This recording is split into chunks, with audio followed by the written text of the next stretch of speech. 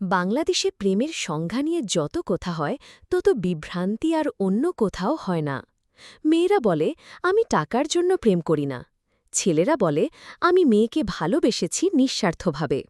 কিন্তু বাস্তবে দেখা যায় প্রেমের ৯০% ক্ষেত্রেই টাকা নামক জিনিসটা না থাকলে সম্পর্কের টিকটিকিটা কেটে যায়।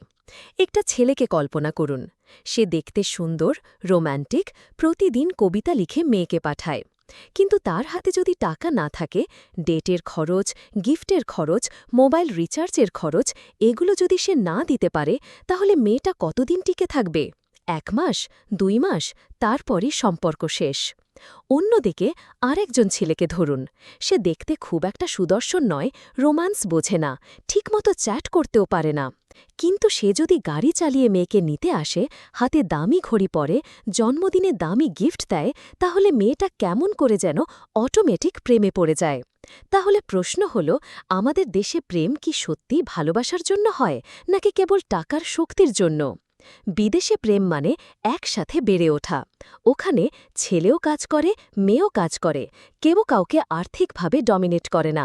তারা প্রেমে একে অপরকে সাপোর্ট করে। একজন যদি কষ্টে পড়ে, অন্যজন তার পাশে দাঁড়ায়।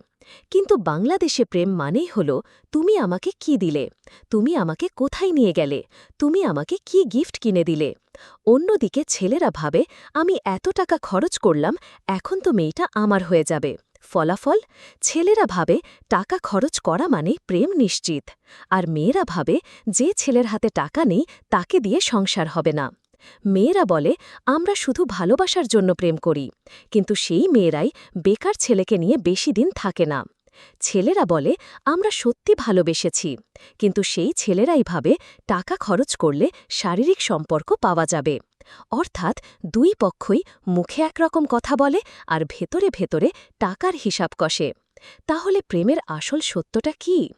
বাংলাদেশে প্রেম হল এক প্রকার ব্যবসা। মেয়েরা চায় নিরাপত্তা, বিলাসিতা আর ফাইন্যান্সিয়াল ব্যাকআপ, আর ছেলেরা চায় টাকা খরচের বিনিময়ে অধিকার, নিয়ন্ত্রণ আর সেক্স। তাহলে এখানে ভালোবাসা কোথায়? ভালোবাসা আছে কি আদৌ, নাকি আমরা সবাই কেবল টাকার ফাঁদে পড়ে নিজের মতো একটা সংজ্ঞা দাঁড় করিয়েছি? এখন প্রশ্নটা আপনার কাছেই রইল, প্রেম আসলেই কি হৃদয়ের ব্যাপার, নাকি সবই টাকার খেলা?